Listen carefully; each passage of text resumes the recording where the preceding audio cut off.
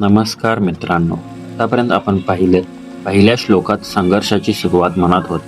दुसऱ्या श्लोकात दुर्योधनाच्या मनात अस्वस्थता कशी निर्माण होते ते पाहिले. चा श्लोक त्या अस्वस्थतेचं स्पष्ट रूप दाखवतो. पश्चैता पांडुपुत्रानामं आचार्यं महतीं च मम व्यूढा द्रुपदपुत्रेण तव शिष्य न धीमता.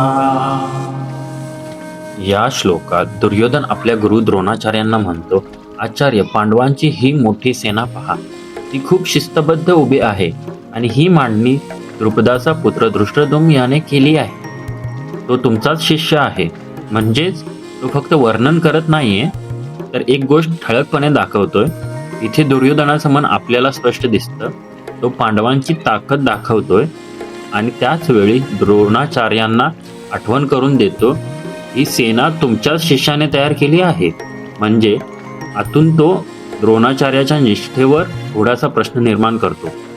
भीती आणि असुरक्षितता इथेच शब्दातूनच दिसून येते. आपल्या आयुष्यातही असंच होतं.